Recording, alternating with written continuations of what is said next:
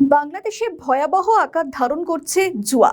এই নেশা যুব সমাজকে প্রায় শেষ করতে বসেছে, বিশেষ করে জেনজি। তথ্য বলছে রাজধানী থেকে মফস্বলে ভয়ঙ্কর আকার ধারণ করেছে এই নেশা। আর এই আসক্তি থেকে মুক্তি পাওয়ার জেরে সরকারের তরফে একটি সিদ্ধান্ত নেওয়া হয়েছে। সেটি কিরকম, চলুন আলোচনা করা যাক।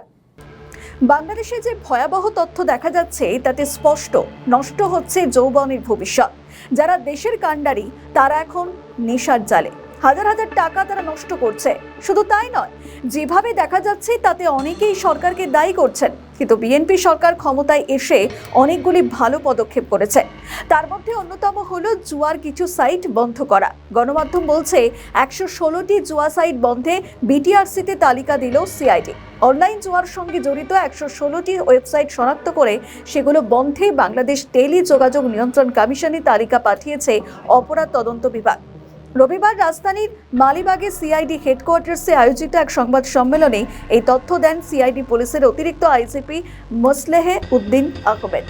এবং অনলাইন জুয়া সাইট পরিচালনা করে বিদেশে কোটি টাকা পাচারকারী চক্রের 8 সদস্য গ্রেপ্তারের বিষয়ে বিস্তারিত আকারে তুলে ধরতে এই সংবাদ সম্মেলন করা হয়। তিনি বলেন, গত 1 মে থেকে 17 মে পর্যন্ত পরিচালিত সাইবার পেট্রোলিংয়ে জুয়ার সঙ্গে জড়িত ওয়েবসাইট শনাক্ত করে সেগুলি ডাউন করার জন্য বিটিআরসিতে 116টি ওয়েবসাইটের তথ্য দিয়েছে সিআইডি।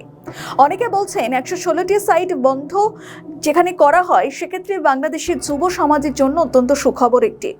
এবং অন্তর্বর্তীকালীন সরকারকে অনেকে দায়ী করছে এর জেরে। যেভাবে যুব সমাজকে কিছু অবাস্তবিক কারণে আন্দোলনে নামিয়েছিলেন তিনি, সেটা কিন্তু দেখেছে গোটা বাংলাদেশ। এমনকি তাদের মববাজি করতেও শিখিয়েছেন তাদেরই অন্তর্বর্তীকালীন সরকার, যেগুলি একেবারেই কাম্য নয়। বেশ কিছু ক্ষেত্রে দেখা গিয়েছে আন্দোলনের নামে একসঙ্গে বহু যুবকের উপস্থিতিতে নেশার ঠেক তৈরি হয়েছে, যেগুলি মোহাম্মদ ইউনূসের নেতৃত্বে অন্তর্বর্তীকালীন সরকার দেখেও না দেখার ভান করেছে। সরকারকে কেউ খবর দিলেও তা দেখা হয়নি, যেটা অত্যন্ত দুর্ভাগ্যজনক। কিন্তু এক্ষেত্রে প্রশংসনীয় কাজ করেছে তারেক রহমানের সরকার। কেউ কেউ বলছেন যুব সমাজকে কাজে লাগাতে চেষ্টা করছে বর্তমান সরকার। এমনকি জেনজিকে বিদেশে দেখা গিয়েছে যেখানে কতভাবে কাজে লাগানোর চেষ্টা করছে তারা, কিন্তু এক্ষেত্রে সেটা বাংলাদেশের মতো উন্নয়নশীল দেশের ক্ষেত্রে দেখাই যায় না, যেটা অত্যন্ত দুঃখজনক। তবে বিএনপি ক্ষমতায় এসেই দেখা গিয়েছে বেশ কিছু পদক্ষেপ করেছে তারা, যেগুলো প্রশংসনীয়। বিভিন্ন জায়গায় আলোচনা চলছে। এমনকি এখন সম্প্রতি দেখা যাচ্ছে 116টি সাইট জুয়ার ক্ষেত্রে বন্ধ করা হলে উপকৃত হবে যুব সমাজ, বলছেন অনেকেই। নতুন করে তারা তার নেশার দিকে ঝুঁকবে না, কিন্তু পরবর্তী ক্ষেত্রে যদি এটা থেকে নিয়ন্ত্রণ চলে যায় সরকারের, সেক্ষেত্রে ভবিষ্যতের জন্য আরো বড় কোনো পদক্ষেপ করা উচিত বলে মত রাজনৈতিক বিশেষজ্ঞদের। কিন্তু সেই পদক্ষেপ কি আদৌ করবে তারেক রহমানের সরকার? আদৌ কি যুব সমাজের পালস বুঝতে পারবে তারেক রহমান?